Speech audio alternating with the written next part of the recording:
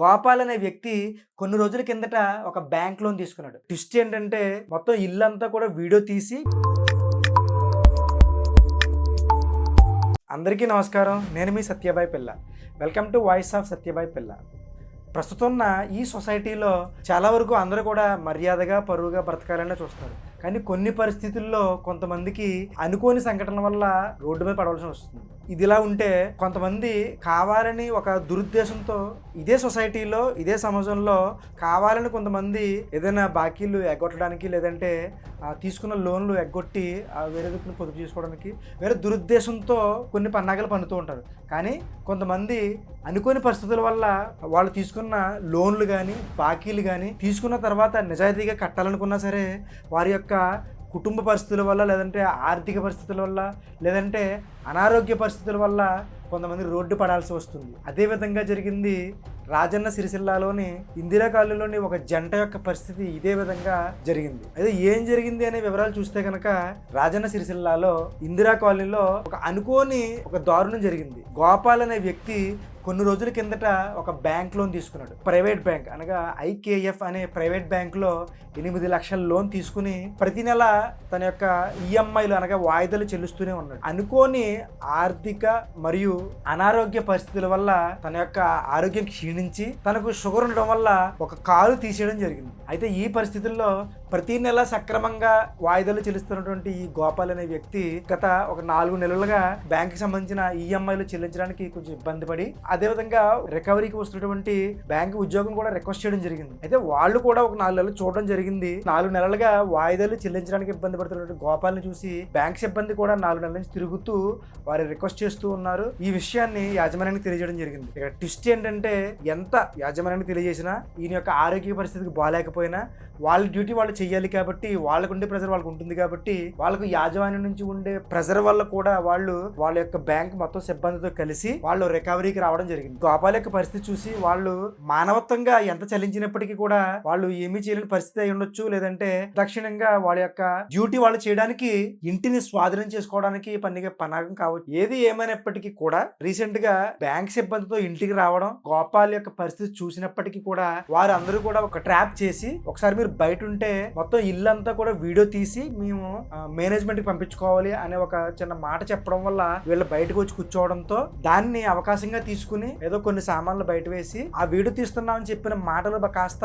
ఇంటికి గోపాల్ దంపతులిద్దరిని కూడా బయట పెట్టి ఇంటికి వాళ్ళు ఎదుర్కొంటానే ఇంటికి తాళం వేసి నిర్దాక్షిణ్యంగా లీగల్ నోటీస్ ఇచ్చి సీజ్ చేయడం జరిగింది. నిజానికి వాళ్ళ యొక్క డ్యూటీ వాళ్ళు చేసినప్పటికీ కూడా ఇక్కడ మానవత్వం అనేది ఒకటి ఉంటుంది ఖచ్చితంగా. ఆ మానవత్వం ప్రకారంగా ఇతను కదలలేని పరిస్థితుల్లో, ఎందుకంటే ఇతను బాగున్నంత సేపు కూడా సక్రమంగా ఈఎంఐలు చెల్లించినప్పటికీ కూడా బ్యాంక్ యాజమాన్యం గానీ బ్యాంక్ సిబ్బంది గానీ వారి యొక్క మానవత్వంగా ఎంత ఆలోచించినప్పటికీ కూడా గోపాల్ దంపతులు ఇద్దరు కూడా బయట ఉండిపోవడం, వాళ్ళు బ్యాంక్ సిబ్బంది నిర్దాక్షిణ్యంగా వీడియో తీస్తున్నామని చెప్పేసి ఇంట్లోంచి బయటకు తీసుకొచ్చి వాళ్ళు ఇంటికి తాళం వేయడం, అదే విధంగా సీజ్ నోటీస్ ఇచ్చి సీజ్ చేయడం. ఈ విధంగా జరిగిన తర్వాత నిస్సహాయ స్థితిలో ఉండి తన యొక్క ఆర్థిక పరిస్థితి బాగాలేదు కాబట్టి మాత్రమే మరియు ఆరోగ్య పరిస్థితి బాగాలేదు కాబట్టి మాత్రమే వాయిదాలు కట్టలేకపోవడం జరిగింది. ఎంత ఆరోగ్య పరిస్థితి మరియు ఆర్థిక పరిస్థితి కట్టలేకపోయినా సరే మానవత్వ కోణంలో ఎంత ఆలోచించినప్పటికీ కూడా కానీ దీనికి వేరే పరిష్కారం అంటూ లేదా అంటే ఏదో పరిష్కారం ఖచ్చితంగా ఉంటుంది. కానీ బ్యాంక్ సిబ్బంది ఖచ్చితంగా ఈ విషయంలో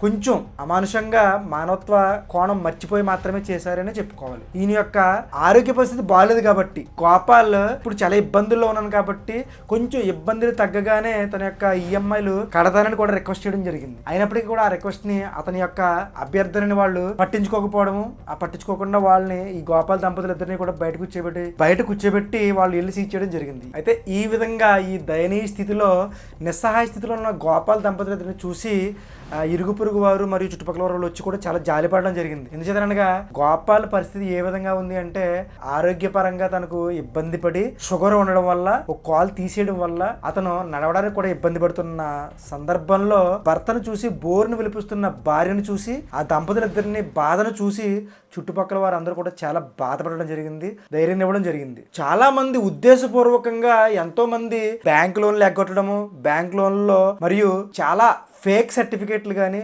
ఫేక్ షూరిటీలు పెట్టడం కానీ ఈ విధంగా అనేక ఫేక్ లోన్లు తీసుకుని ఎగ్గొట్టడం జరుగుతుంది. అయితే వాళ్ళందరి మీద చూపించలేని ప్రతాపం ఇలాంటి ఈ గోపాల్ యొక్క పరిస్థితి కళ్ళకి ఎదురుకుండా కనబడుతున్నా సరే అంత నిర్దాక్షిణ్యంగా వారి యొక్క ఈఎంఐల కోసం ఇంటి నుంచి గెంటేసి నిస్సహాయ స్థితిలో ఉన్న గోపాల్ యొక్క భార్యను ఇబ్బంది పెట్టడం అనేది చాలా దారుణమనే చెప్పాలి. అంటే వారికి బ్యాంకు నుంచి ఏ విధంగా ప్రెజర్ ఉన్నప్పటికీ కూడా మానవీయ కోణంలో ఏదో విధంగా దానికి పరిష్కారం లేకుండా అయితే ఉండదు. మనం చూసుకోవచ్చు, మన ఇండియాలో కానీ మన సొసైటీలో కానీ మన రాష్ట్రంలో కానీ మన దేశంలో కానీ ఎంతో మంది అనేక సంపన్నులు కూడా బ్యాంక్ లోన్లు ఎగ్గొట్టడం, వారందరినీ కూడా ఈ విధంగా నిర్దాక్షిణ్యంగా వాళ్ళైతే రోడ్డు మీదకి లాగి వసూలు చేయడం అయితే జరగట్లేదు. కానీ ఇటువంటి నిస్సహాయ స్థితిలో ఉన్న కొంచెం టైం అడిగినా సరే ఇవ్వకుండా ఈ విధంగా రోడ్డు మీదకి లాగి ఇల్లు సీజ్ చేయడం అనేది చాలా మంది అక్కడ ఆ సంఘటన చూసిన ప్రతి ఒక్కరు కూడా ఇది దారుణం అని చెప్పుకోవడం జరిగింది. నిజానికి ఇక్కడ ఈ జరిగిన విషయంలో బ్యాంక్ సిబ్బంది వారిది ఎంతవరకు